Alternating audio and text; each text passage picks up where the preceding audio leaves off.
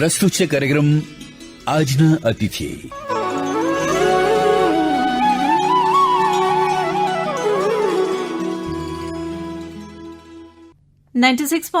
FM પર આકાશવાણીનું આ અમદાવાદ વડોદરા કેન્દ્ર છે. પ્રસ્તુત છે કાર્યક્રમ આજના અતિથિ.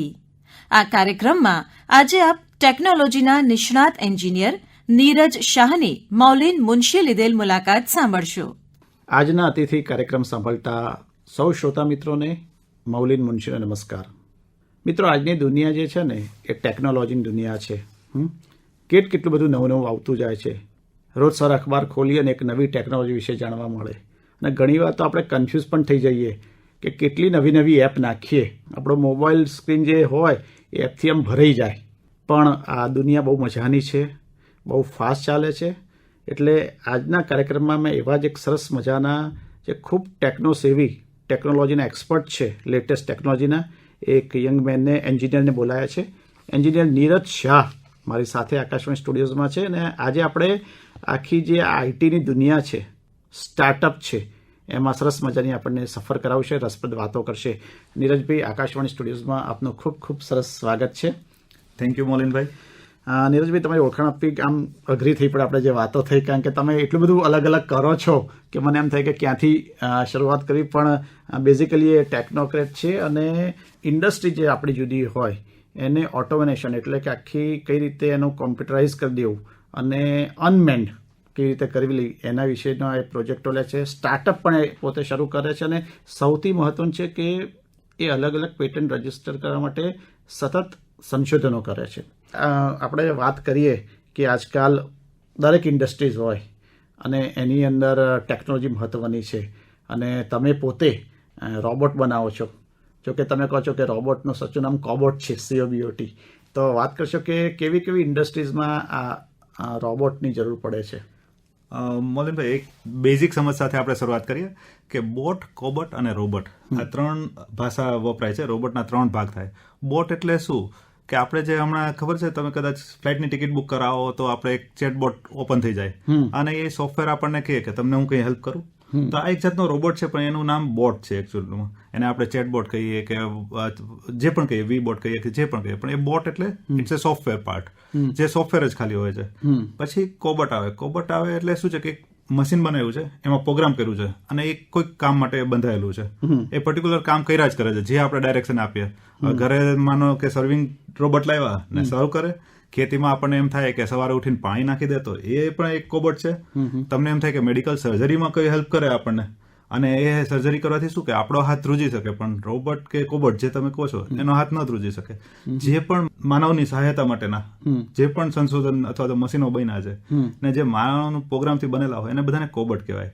અને રોબોટની સમજ એવી છે કે રોબોટ એટલે શું છે કે એ રોબોટ એક હ્યુમનોઇડ કહેવાય, હ્યુમન જેવો માણસ, જે આર્ટિફિશિયલ ઇન્ટેલિજન્સ એટલે કે આપણે જેને અત્યારે AI કહે છે, એથી આપણને જોવે, આપણી પાસેથી શીખે. હું દરરોજ સવારે ઉઠું ને મને રેડ લાઇટ નથી ગમતી ને હું વ્હાઇટ લાઇટ આવીને ચાલુ કરું, હું સાંજે ઘરે જઈને ટીવી ચાલુ કરું ને હું ન્યૂઝ જોઉં, તો એ મારી સાથે 7 દિવસ જોશે ને 8મા દિવસે જાતે આવશે મારી પહેલા 1 મિનિટ પહેલા.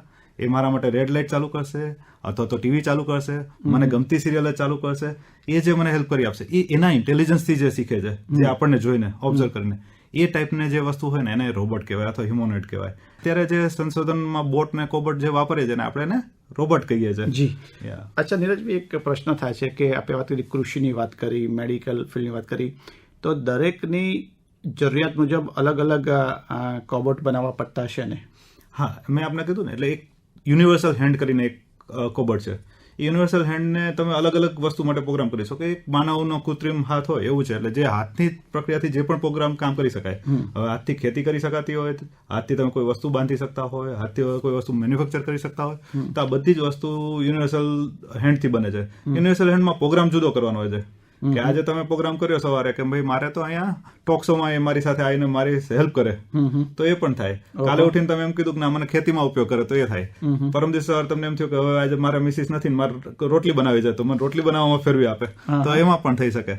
તો આ બધા જે યુનિવર્સલ મશીન બનાવ્યા હોય કે જે મલ્ટિપલ પર્પઝમાં આપણા હાથની જેમ થાય, તો એ કુકિંગમાં હેલ્પ કરે છે, તમને સફાઈમાં હેલ્પ કરે છે, તમને કોઈ વસ્તુ ઉપાડવામાં હેલ્પ કરે છે. આપણી ઉંમર થાય, કોઈ વખત આપણને ચાલવામાં સપોર્ટ બને. જ્યારે આપણે અત્યારે પેરેન્ટ્સ આપણા હોય ફોરેનમાં આપણે જતા રહીએ પેરેન્ટ્સ એકલા હોય તો એમને એ સપોર્ટ કરી આપે છે ચાલવામાં પણ એ માણસ જેટલું જ સહાય કરે કે હા એને જેટલું શીખવાડવામાં આવ્યું હોય એટલું સહાય કરે નો ડાઉટ બધું જ ઇન્ટેલિજન્સ નથી હોતું પણ અત્યારે ઇન્ટરનેટની વ્યાપ વધતા એને ઇન્ટરનેટથી મોનિટર કરી શકાય અને બીજા કમાન્ડ બહારથી પણ આપી શકાય એટલે કદાચ માણસ જેટલું જ હેલ્પફુલ બનવાની ટ્રાય કરી શકાય આપ એન્જિનિયર પણ છો તો જે આ કન્સ્ટ્રક્શન ઉદ્યોગ છે બાંધકામ તો એમાં પણ આનો એટલો જ ઉપયોગ થાય છે બહુ જ ઉપયોગ છે સાચું કહું તો આપણે પેલા પણ વરસાદમાં કદાચ લાઇટ ઓન ઓફ કરવી બરોબર છે કન્સ્ટ્રક્શન લાઇનમાં કેવું છે કે આપણે 10 માળનું બિલ્ડિંગ બનતું હોય ને આપણે એનું સર્વે કરવું હોય એઝ એ સુપરવાઇઝર તો આપણે શું કરવું 10 માળ ચડવા પડે કેમ કે ત્યારે લિફ્ટ ચાલુ ન થઈ હોય ઇલેક્ટ્રિસિટી ના આવી હોય તો આજે ડ્રોન કે કોબોટ છે ને એ જાતે ચડીને એના પિક્ચર શૂટિંગ કરીને ક્લાઉડમાં તમને આપી દે એ ઇન્વેન્ટરી કરી આપે તમારા એક મોબાઈલ એપમાં તમે એક પિક્ચર પાડો ને કેટલા સરિયા સાઇટ ઉપર આવ્યા છે ને એ ટોટલ ગણી આપે within a fraction of second સાચું ગણે હા 100% એક્યુરેસી સાથે ચાલે છે અત્યારે 92 થી 98% એક્યુરેસી ઇન્ડિયામાં ચાલે છે ફોરેન દેશોમાં તો 100% ચાલે છે હવે 5000 સરિયા આવ્યા આજ સુધી ક્યારેય આપણે કાઉન્ટ નથી કરતા પણ હવે ટ્રકમાં એક ફોટો પડે એનો પિક્ચર લેવાય અને એ પિક્ચર કાઉન્ટ કરીને આપી દે કે આ નંબરનો આ સરિયો છે અને અપડેટ થઈ જાય ઇન્વેન્ટરી તો આ ટાઈપનું IoT એટલે ઇન્ટરનેટ ઓફ થિંગ્સ થી આ પોસિબલ થયું છે બરાબર કન્સ્ટ્રક્શન સાઇટ ઉપર ડ્રોન થી આપણે સર્વે કરી શકાય 10 માળનું તો દરેક મારે જઈને એ વિડીયો ઉતારી આવે તો તમારે ઉપર ચડવાની જરૂર નથી બરાબર છે લાઇટ બંધ કરવી છે તો એના માટે તે ડ્રોન અથવા કોબોટ બંને લાઇટ જઈને બંધ કરી આવે તો વરસાદ જેવી સિચ્યુએશનમાં ખુલ્લા વાયર હોય છૂટી લાઇટ હોય તો ઘણી વખત આપણને ખબર છે કે સાઇટ ઉપર કોકને કંઈક થયું હોય એવા સમાચાર આવ્યા હોય દુઃખદ થયું હોય તો એ પણ આપણે કરી શકીએ કન્સ્ટ્રક્શન સાઇટ ઉપર તમને કેવું થાય કે તમે એક સરસ નવું આખી જિંદગી મહેનત કરીને એક નવું ઘર બનાવો છો પોતાના માટે જગ્યા લઈ લીધી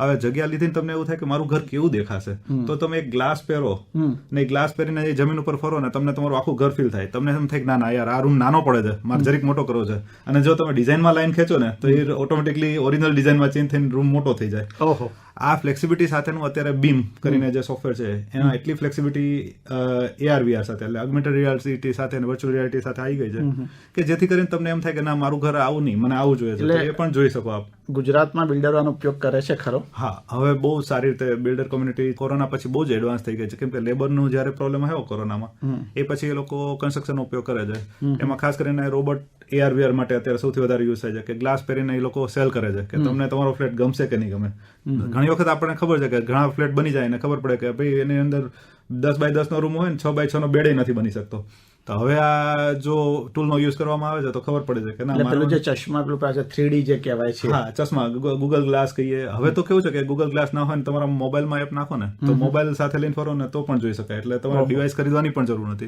ઓહો એટલે આ એક સરસ વર્લ્ડ થયું છે અને નીરજભાઈ તમે આ જે રોબોટ છે કોબોટ છે તો એ કઈ રીતે શીખ્યા અને કઈ સાલથી હું મારું એન્જિનિયરિંગ કરતો તો એ પહેલા મને કોઈ છે ને એક લિયોનો રોબોટ ગિફ્ટ કર્યો હતો મારા અંકલે અને એ રોબોટને જોઈને ક્યારેક વિચાર આવ્યો હતો કે હું આવું કંઈક બનાવીશ એવું ઇન્સ્પાયરેશન ત્યારે શરૂઆતમાં થયું હતું એ આ વર્ષ હતું 1993 પહેલી વખત જયારે મારી પાસે લિયોનો રોબોટ આવ્યો ને ત્યારે એ હાથમાં ચિઠ્ઠી લઈને આપ્યો હતો સામે જઈને ભટકાય એટલે પાછો આવતો હતો કદાચ કોઈએ જો જોયો હોય તો જૂનો એ પછી હું મારી ટ્રેનિંગ દરમિયાન મારા 5મા સેમેસ્ટર એન્જિનિયરિંગમાં હું એક કેમિકલ ફેક્ટરીમાં હતો પણ ત્યાં કંઈક કારણસર બોઇલર ફાટવાથી અને કેમિકલ એક્સપોઝરથી કોઈકનો હાથ બળી ગયો ત્યારે મને થયું કે જો આવી જગ્યાએ રોબોટ હોત તો માણસનો હાથ ન જાત જીવ ન જાત જે ક્રિટિકલ જગ્યા છે અને એ મારું કદાચ પહેલું ઇન્સ્પાયરેશન હતું કે હું રોબોટ બનાવીશ અને પછીના 2 વર્ષ પછી 1998 થી મેં રોબોટ બનાવવાની જર્ની શરૂ કરી અને 17 વર્ષ પછી હું કદાચ એને પૂર્ણ બનાવી શક્યો એમ કેમ કે બધી જ રીતે બનેલો બિઝનેસમેન છું અને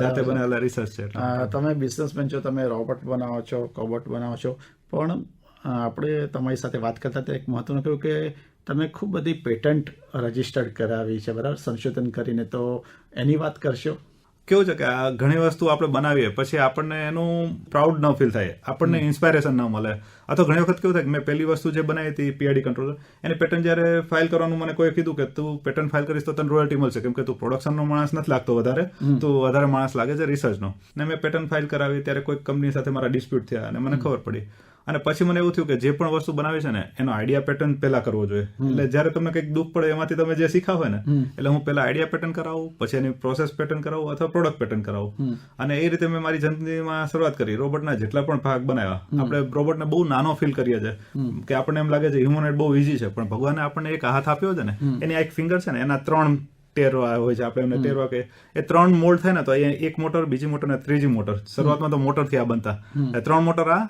એક ફિંગર ને આ આજુબાજુ ફેરવા માટેના, એક આગળ પાછળ. તો 5 મોટરે એક ફિંગર બને. તમારે એક હાથ બનાવવો હોય ને તો 43 મોટર લાગે ને, ત્યારે એક હાથમાંથી તમે કોઈ એક પેન ઉપાડી શકો. એને ઉપાડવા માટે 43 મોટર જોઈએ એક હાથ બનાવવા માટે. તો આ જે કોમ્પ્લેક્સ એન્જિનિયરિંગ છે ને, એ આખી જર્ની છે ને, એ શરૂઆત થઈ. પછી નો ડાઉટ ઘણી બધી એની પ્રોસેટિક મેથડમાં સરળતા આવતી ગઈ ને હવે તો બહુ ઇઝી થઈ ગયું છે.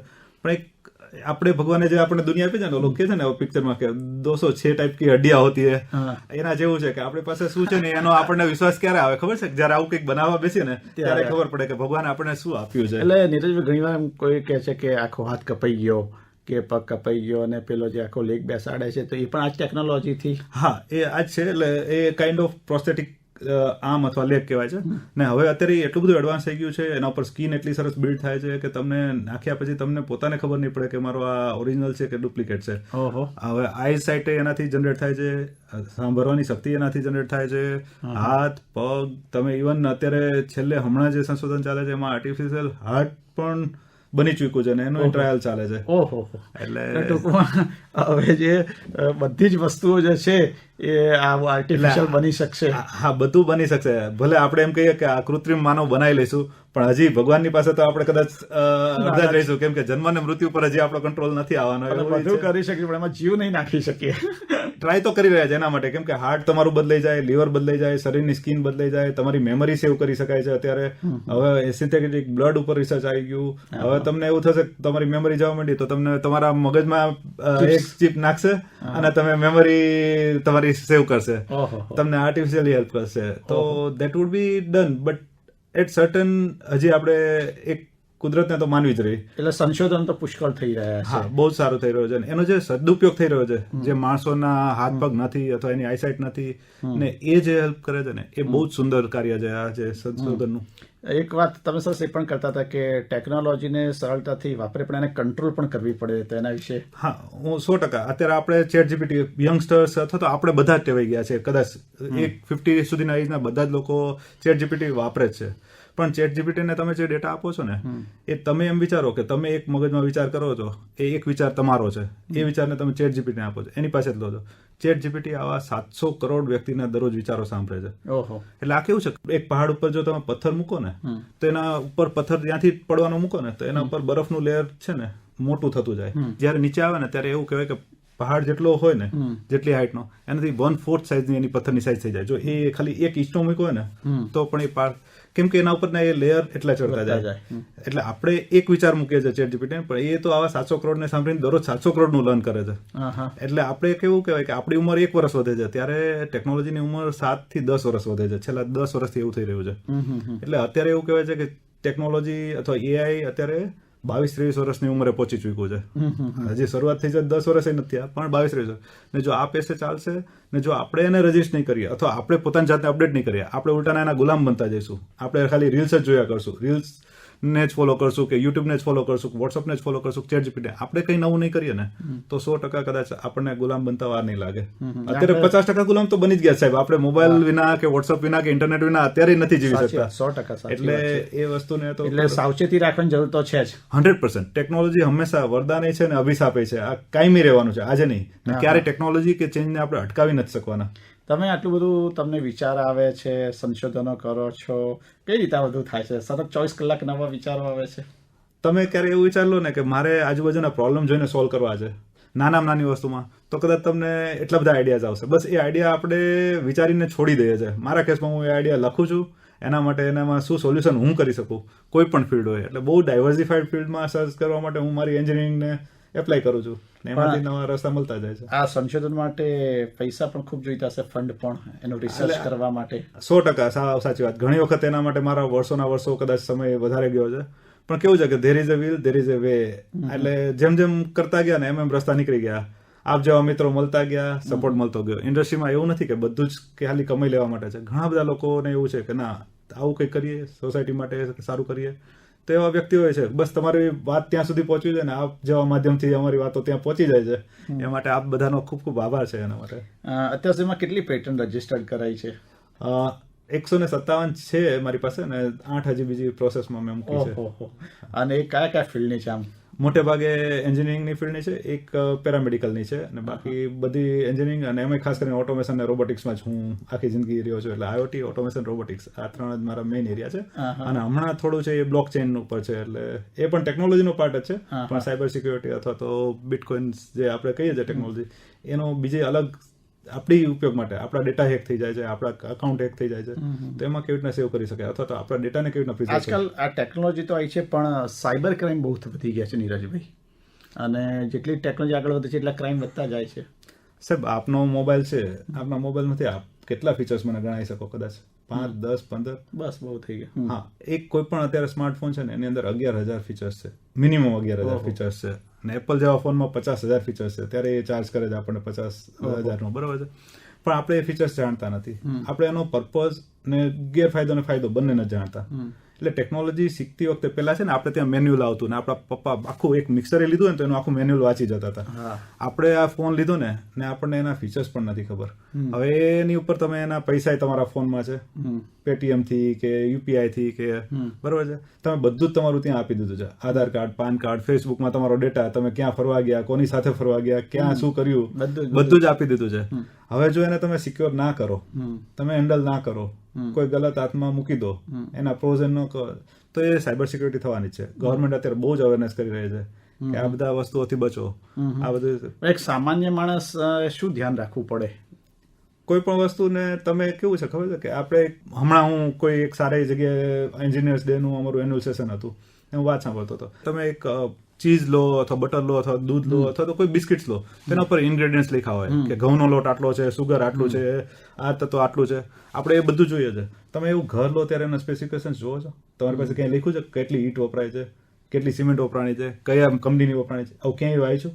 કેમ નથી? તમે ઓલી ખાલી 5 રૂપિયાનો બિસ્કિટ લેતા જો તમે વિચાર કરો કે હું એના અંદર ઇન્ગ્રેડિયન્ટ જોઉં કે મારે હેલ્થને સૂટ થાય છે કે પેલો બિચારો ગ્રાહક છે એટલે બધી માહિતી જ ના હોય કે કેટલી, અને એને તમે પહેલા તો મળે છે તમારી પાસે, હોવી ન હોવી પછી, જો લખેલી હશે તો મળશે. આવી રીતના તમે જયારે મોબાઈલ લો છો ત્યારે એ લોકો ટેકનોલોજી લખીને ઘણી બધી આપે છે, પણ આપણે ન તો વાંચવાની તસ્તી લઈએ છીએ. આપણે કોઈ દિવસ એ ખાલી નોટ લઈને ચેટ જીપીટી નાખી દીધી તું મને વાંચીને સંભળાવ આના ફાયદા ને ગેરફાયદા. ચેટ જીપીટી આપણે બધા વાપરે છે, પણ ક્યારે તમે એવું કર્યું કે તમારા મોબાઈલના મોડલના તમે કીધું કે ફાયદા ને ગેરફાયદા, મારા ડેટા કેવી રીતે પ્રોટેક્શન થાય એના તું મને એ 2 જ મિનિટમાં તમને લખીને આપી દેશે. બરાબર. ટેકનોલોજીને વસ્તુઓને આપણે ઉપયોગ કરવાની રીત બદલવાની જરૂર છે, આપણે એને ડાઈવ કરવાની જરૂર છે. જો એ નહીં કરીએ તો આ બધું વધવાનું છે, આપણું નુકસાન વધવાનું છે. તમે એવું માનો કે તમારો સ્માર્ટફોન છે, પણ સ્માર્ટફોન હેક કરીને માણસોના વિડીયો ઉતરે છે. આ પણ બહુ ઈઝી છે, બરોબર છે. આજની દુનિયામાં સારા નવા યુવાનો હેકિંગ સરસ શીખે છે. એના 2 ફાયદા છે. કોઈક જગ્યાએ નુકસાન થતું હોય, આપણે રોબરી થતી હોય, હેકિંગ થતું હોય કે ક્યાંક સ્મગલિંગ થતું હોય તો મળી રહે. પણ એનો ગેરફાયદો એ છે કદાચ કોઈ પર્સનલ લાઈફ નું હેક કરતું હોય, બરોબર છે. ડ્રોન ઉડવાની પરમિશન આપણને ગમે છે, ડ્રોન ઉડે તો આપણને ગમે છે, ડ્રોન શો ગમે છે, પણ માન લો કે તમે ઘરમાં હો અને તમારા ઘર ઉપર ડ્રોન ઉડે, ડિલિવરી માટે આવ્યું હોય, પણ એ સાથે વિડીયો ઉતારતું હોય અને તમે ઘરમાં રૂમમાં કઈ પણ સ્થિતિમાં હો તો એ કેવું લાગશે? સાચી વાત છે. તો ટેકનોલોજીના ફાયદા અને ગેરફાયદા બંને તમારે બેલેન્સ કરવા જરૂરી છે.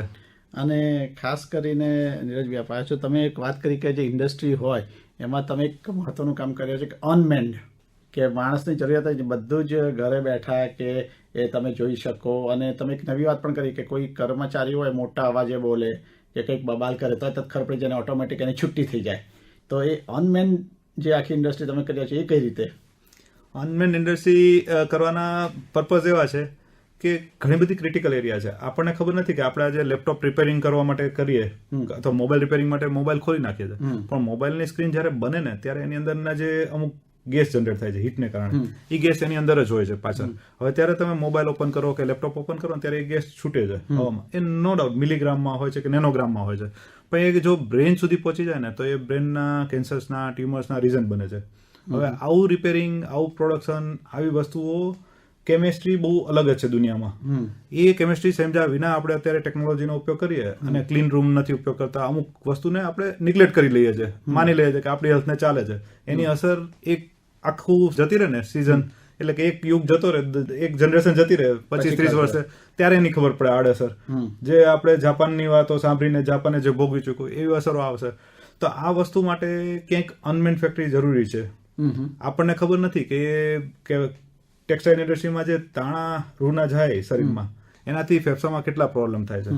હવે એવી જગ્યાએ જો માણસની જગ્યાએ મશીન કામ કરે તો હા, માણસનું સુપરવિઝન જરૂર છે, માણસનું ડિઝાઇનિંગ જરૂર છે, ક્રિએટિવિટી માણસના ભાગે રહે અને લેબર કામ જો ટેકનોલોજીના ભાગે રહે ને તો એ બહુ જરૂરી છે અમુક હદે. પણ ક્યાં સુધી કે જ્યાં સુધી આપણે આવડવું જોઈએ, કામ કરીને પછી ટેકનોલોજીને સરપાસ કરવું જોઈએ. અત્યારે કેવું થઈ ગયું છે, નવો યુગ એવો થઈ ગયા છે, નવા યુવાનો એવા થઈ ગયા છે કે જે લોકો કદાચ કંઈ પણ હેન્ડ્સ ઓન કર્યા વિના ડાયરેક્ટલી ટેકનોલોજીનો ઉપયોગ કરે છે. એટલે ઘણી વખત આ જે મિસમેનેજમેન્ટ થાય છે અથવા તો પ્રોડક્શનનો પ્રોબ્લેમ થાય છે એ પણ અનમેન અમુક હદે જરૂરી છે કે જ્યાં તમે ન્યુક્લિયર પાવર છે કે અમુક ટેક્સટાઇલ છે કે અમુક મશીનરી છે, કેમિકલ ઇન્ડસ્ટ્રી નહીં, આપણે કદાચ નાની મશીન ઇન્ડસ્ટ્રી લો ને તો એમાં નોઇઝ પોલ્યુશન બહુ હોય છે એ જગ્યાએ. કેમ કે તમે આ મોટરના મશીન બનાવો છો એની અંદર જે નોઇઝ પોલ્યુશન હોય છે એના કારણે બેરાસ આવે જ છે, એના કારણે હિયરિંગ પ્રોબ્લેમ આવે છે, બીપી પ્રોબ્લેમ આવે છે. તો આ બધી વસ્તુમાં એ કંઈક જરૂરી છે ને ટેકનોલોજી આવવાની છે ને જરૂરી છે. કેમ કે આજે લેબર ઇસ્યુઝ વધી ગયા, બધાને કમ્ફર્ટેબલ લાઈફ જોઈએ છે, તો લેબર કરશે કોણ? તો ટેકનોલોજી તો રિપ્લેસ આવવું જ પડશે. કેમ કે તો જ થવાનું છે. કેમ કે આપણે જોઈએ છે પગાર સુંદર અને કામ કરવું છે નહીવત, તો ત્યાં ટેકનોલોજી જ રિપ્લેસ થવાની છે. બરોબર છે. બરાબર. પણ મને એક ભય એ લાગે છે, આપે વાત કરી યશભાઈ કે અમુક ઇન્ડસ્ટ્રી અનમેન તમે કરી શકો, જોખમકારક, પણ પછી એને કારણે બેકારી એટલે કે અનએમ્પ્લોયમેન્ટનો પ્રશ્ન ના ઉદ્ભવે? સાહેબ અત્યારે એવું છે કે એક સ્કિલ સેટ જોઈએ ને એની જોબની રિક્વાયરમેન્ટ છે ને 65 લાખની છે ઇન્ડિયાની વાત કરતો, હમણાં સ્ટેટિસ્ટિક્સ પ્રમાણે મહિના પહેલાના, અને અનએમ્પ્લોયમેન્ટની હાલત છે ને 66 લાખ છે. ડિફરન્સ 1 લાખનો છે, પણ બંને એકબીજા માટે સુટેબલ નથી. કેમ કે એક માણસને બેઠા બેઠા કામ કરવું છે ને એક માણસને એને મેનેજમેન્ટ કરવું છે. આ જે ડિફરન્સ છે ને એ સ્કિલ સેટનો છે ખાલી. એટલે આજે ભણતર કરતા ગવર્મેન્ટ સ્કિલ સેટને ઇમ્પોર્ટન્સ આપે છે, સ્ટાર્ટઅપને ઇમ્પોર્ટન્સ આપે છે. એનું રીઝન છે કે સ્કિલ સેટ બહાર આવશે તો જ એ વર્ક થઈ શકશે. એટલે જોબ ક્યારેય નથી ઘટવાની. કોમ્પ્યુટર આવશે ત્યારે એ ડર હતો, આજે કોમ્પ્યુટર આપણને હેલ્પફુલ થયું છે. દરેકના હાથમાં કોમ્પ્યુટર ને મોબાઈલ છે સ્માર્ટ. બરોબર. જયારે આવ્યો ત્યારે ભય હતો, પણ અત્યારે એના વિના આપણે જીવી નથી શકતા. બરોબર છે. પણ છતાંય કોઈ જોબ નથી ગઈ. એ આપણને હેલ્પફુલ જ કરવાનું છે, પણ એનો સારી રીતે સદુપયોગ થાય અને આપણે એને સમજીને આપણે એના માટે અપડેટ થઈએ. બધા એમ કે તમે કદાચ એવું કહેશો કે હું હવે આ ઉંમરે ક્યાં શીખું? સાહેબ મોબાઈલ 10 વર્ષ પહેલા હતો, સ્માર્ટફોન તમારી પાસે કે 15 વર્ષ પહેલા, આજે શીખી ગયા. બધા એમ કહેતા હતા કે મને કોલ કરતા ના ફાવડે. કોરોનામાં બધા વોટ્સઅપ થી જ જીવા છે, અધરવાઇઝ આપણે મરી જ ગયા હોત. કેમ કે આપણે તો સામાજિક પ્રાણી છે. કોરોનામાં તો સપોર્ટ મળ્યો કે કોઈ દરેક સાથે સંપર્કમાં રહેવાનું. એટલે અને આજકાલ જોઈએ છે કે સાવ જેને નિરક્ષર કહીએ ને કે જે ભણ્યાથી એ લોકો પણ સ્માર્ટ મોબાઈલ વાપરે છે. ભલે એ લોકો સ્માર્ટ નથી પણ મોબાઈલ સ્માર્ટ. પણ જરૂરિયાત એ જ હતી ટેકનોલોજીનું. અત્યારે જે મેં આપને કીધું ને, આપણે કદાચ હમણાં શરૂઆતમાં વાત કરી ને ત્યારે કે આપણે સાવ મેન્યુઅલ મોડમાં હતા. ઇન્ડસ્ટ્રી રિવોલ્યુશન આવ્યું ને એ પહેલા મેન્યુઅલ મોડમાં હતા, પણ ઇન્ડસ્ટ્રી રિવોલ્યુશન આવ્યું, સ્ટીમ એન્જિન આવ્યા એટલે માસ પ્રોડક્શન આવ્યું, પછી ઇલેક્ટ્રિસિટી આવી એટલે માસ પ્રોડક્શન ઇઝી બન્યું, કોમ્પ્યુટર આવવાથી ટેકનોલોજીનો વેગ મળ્યો. એમ જ્યારે હવે આ ઇન્ટરનેટ ઓફ થિંગ્સ અથવા ઇન્ડસ્ટ્રી 4.0 આવ્યો છે, અથવા તો રોબોટ ને કોબોટનો જમાનો આવ્યો છે, મશીનનો જમાનો આવ્યો છે, તો એ હજી વધારે વેગ આપશે. બરાબર. આપણે વધારે હેલ્પફુલ થશે. પણ આપણે શું છે કે ઇન બિટવીન રહી જાય. આજે તો આપણે કોમ્પ્યુટરમાંથી બહાર નથી આવતા, નવી ટેકનોલોજી અપનાવતા નથી. એટલે શું થાય છે કે મેન્યુઅલ મોડમાં જેટલા સારા હતા ને એટલા અર્ધ ઓટો મોડમાં નુકસાનકારક છીએ આપણે અત્યારે. કદાચ એવું છે. આપ પોતે સ્ટાર્ટઅપ પણ શરૂ કર્યા છે, બરાબર? તો એના વિશે વાત કરશો કે સ્ટાર્ટઅપ કઈ રીતે શરૂ કર્યું? સ્ટાર્ટઅપની દુનિયા છે ને એક રીતે જોવો તો બહુ સરસ છે કે ગવર્મેન્ટે આ ઇનિશિયેટિવને બહુ સારો આપ્યો કે એક માણસ છે ને રિસર્ચની દુનિયામાં આપણે ત્યાં ઇન્ડિયામાં નહોતું વિચારતું, બહાર બધે જેટલું વિચારતું હતું ને એટલું. કેમ કે આપણે ત્યાં કંઈક ખામી હતી. શું ખામી છે આપણે એવું નથી કહેતા, પણ કંઈક કારણસર એનો ઇમ્પ્લિમેન્ટેશનમાં પ્રોબ્લેમ હતો. સ્ટાર્ટઅપમાં એક ફાયદો થઈ ગયો કે એ કોઈ પણ પ્રોબ્લેમને સોલ્વ કરે છે તો એની કેરિયર નથી બગડતી, એને જોઈતા ગવર્મેન્ટના સપોર્ટ મળે છે, એને જોબના પ્રોબ્લેમ નથી થતા, ગવર્મેન્ટ ટેન્ડર મેળવવામાં નુકસાન નથી થતું. આ બધાના કારણે સ્ટાર્ટઅપમાં શું છે કે રિસર્ચ અને જે મેન સોલ્વિંગ પ્રોબ્લેમ છે એનો એક બહુ સાદો એક્ઝામ્પલ લઉં છું સાહેબ, કે ખેતીમાં છંટકાવ કરવો ને એ છંટકાવ કરવા માટે માણસ થાકી જતો હતો.